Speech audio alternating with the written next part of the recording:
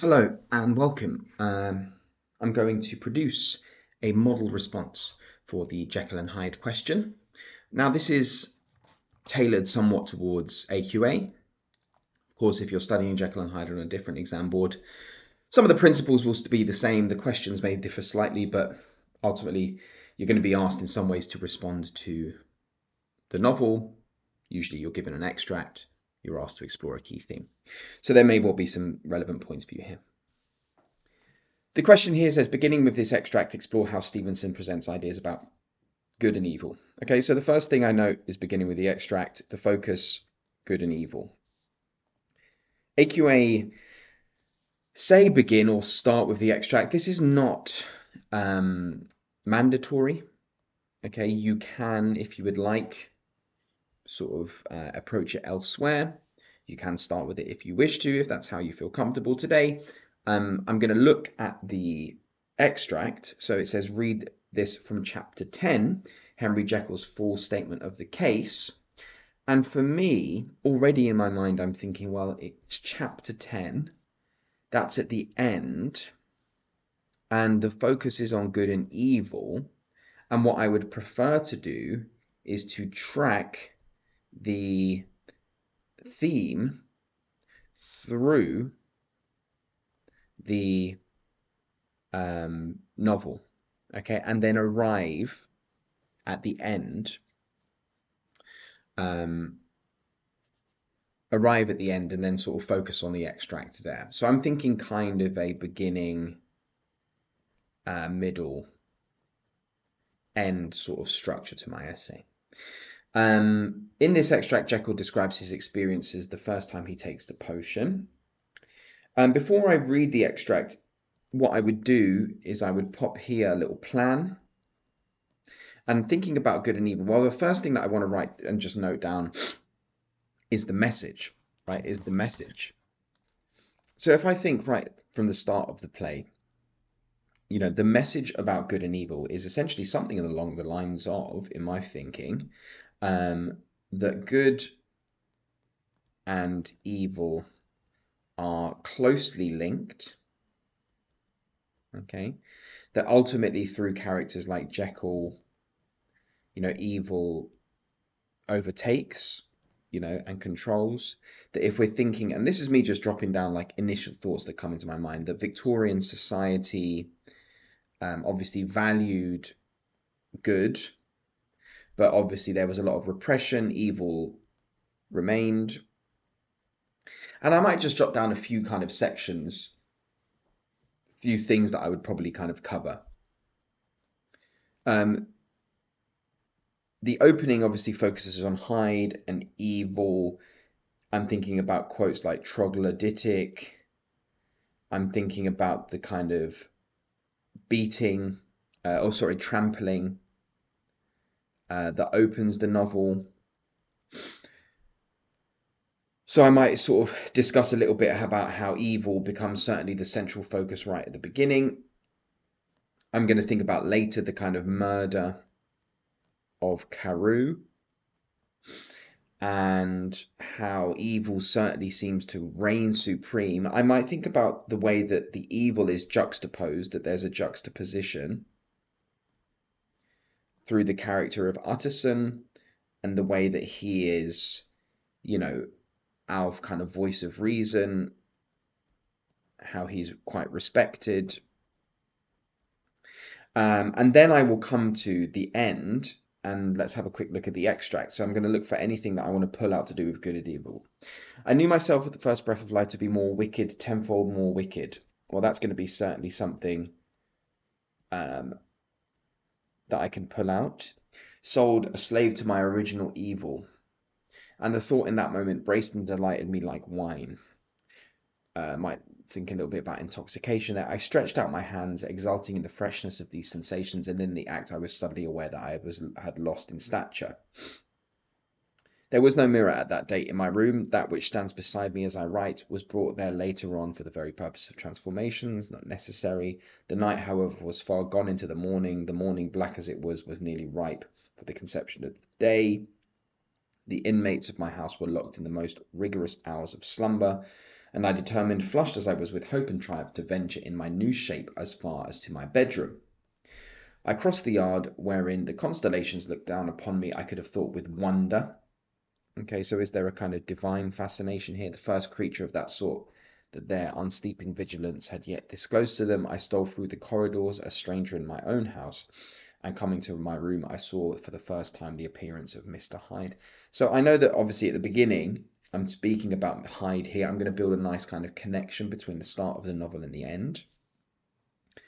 I must speak my theory alone, saying not that which I know, but that which I suppose to be most probable, the evil side of my nature, to which I had now transferred the evil side of my nature. Okay, again focusing on good and evil.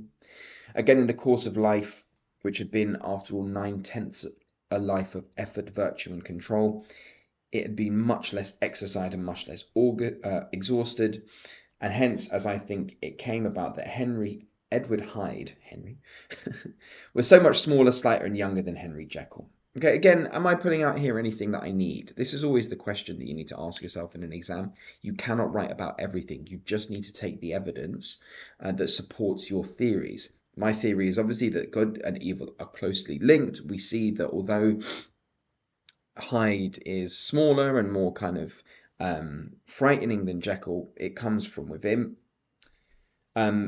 Evil besides, which I must still believe to be the lethal side of man, could be something I use, had left on that body an imprint of deformity and decay, troglodytic, and yet when I looked upon that ugly idol in the glass, I was conscious of no repugnance, rather of a leap of welcome. This too was myself. It seemed natural and human. In my eyes it bore a livelier image of that spirit. So it's all these descriptions of Hyde, and insofar I was doubtless right, I have observed that when I wore the semblance of Edward Hyde, none could come near to me at first without a visible misgiving of flesh. This, as I take it, was because all human beings, as we meet them, are commingled out of good and evil, and Edward Hyde alone in the ranks was pure evil. So again, this still kind of nicely contributes to my idea, this idea that good and evil are closely linked. It's been about 5 or 6 minutes, so I should be ready to begin. Now, when I begin, I know I need to begin with an introduction. The introduction needs to kind of respond to the question and sort of give a good overview of where I'm heading. So, through the theme, because it is a theme, is it? Theme of the conflict between good and evil, Stevenson sets about making a statement about the true nature of humankind. Namely, he believed that, and this can kind of bring in a bit of the author's intention, evil was within us all, and that it was only kept at bay, so like kind of kept down, by the day-to-day beliefs of society, okay, and let's add Victorian society, of his Victorian society.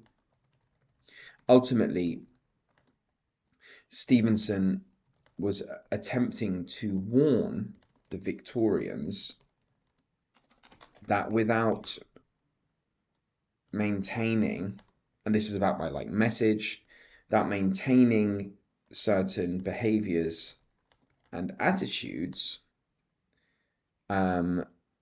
society itself could succumb to its evil side. Okay, so that gives a nice little overview of what I'm going to write about.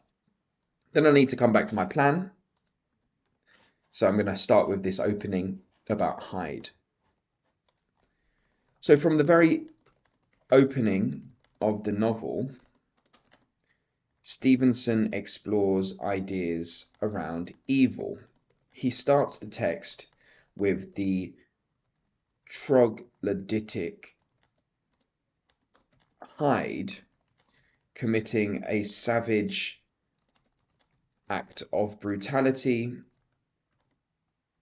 where Enfield appears to see him trample, and I'm using small little quotes here because remember this is unseen, so what the examiners are really keen upon is your ideas and your beliefs, and they understand that you've got to remember the quotes, you've got to come up with them out of your head. And really what they want to see is you engaging with the text and engaging with what's at hand. So where Enfield appears to see him trample over a girl, this act sets the immediate tone of the novel, wherein random acts of violence are committed by Hyde. Of course, at this point in the text, the reader may not be aware that Hyde and Jekyll are the same person. Therefore, the evil and callousness of this trampling creates a sense that Victorian society, I'm bringing in a little bit of my context here, society may well have an issue with crime. Of course, maybe not of course, this is reflective of the time period and the fascination with crime that was prevalent across Victorian society. By presenting Hyde as an antagonist, so I'm using the language of English here, he is our opposing character, antagonist who commits these acts, we are pushed towards feelings of anger and surprise. It will later, because I'm trying to draw these links across between the beginning, the middle, and the end, it will later become apparent that these acts were committed by, in some ways, Jekyll too, and so it is Stevenson's first instance of suggesting that evil is within us all. Okay, then I'm going to move on. Now I need to move towards the middle. This violent and brutal act is further emphasized as evil when it is placed next to the murder of Sir Danvers Carew. Here, Stevenson reiterates the brutal and evil nature of Hyde when he broke out of all bounds and clubbed him to the earth. This image wherein Hyde clubs Carew shows just how intense and overwhelming the savagery of evil can be. Hyde at this point seems to have no link to good at all, and it is only through our understanding of the complexity of the character that we realize that Stevenson is showing the latent, which means within, desires of humankind, namely to commit acts more typically associated with animals than humans. Here, Stevenson could be reflecting the influence of Darwin's, I want to get a bit of context in, Origin of Species, and Victorian anxieties about the implication of humans being descended from primates. Could it be, as Stevenson is suggesting, that we have the ability to return to these original forms and ultimately act in ways similar to Hyde. This is the central question of the novel and the ideas relating to good and evil. Again, short little quotes, big analysis, big in-depth interaction with context, etc., etc. And that sets up nicely for the final paragraph where we bring in the extract. In the extract, which is taken from the end of the novel, we see Jekyll's confession, and then we begin to understand Stevenson's views on good and evil. We note, so maybe not we, in the opening line, Jekyll remarks, and you can do your more in-depth analysis, your more close language analysis here, remarks that he knew myself, the use of the word knew here implying that Jekyll understands that Hyde is an intrinsic part of himself. He states that he is wicked, tenfold more wicked. The adjective wicked implying that he is entirely evil.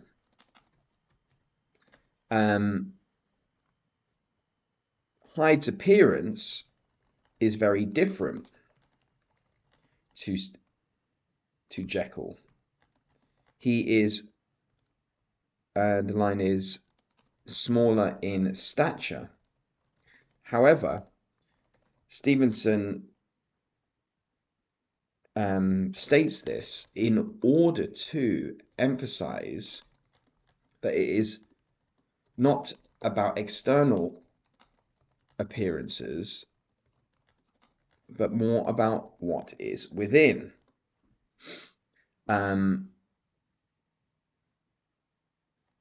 As the transformations continue, we see an element where the outdoor weather starts to reflect the internal feelings of Hyde or Jekyll. We'll throw that in. The morning was black. The use of pathetic fallacy here reflecting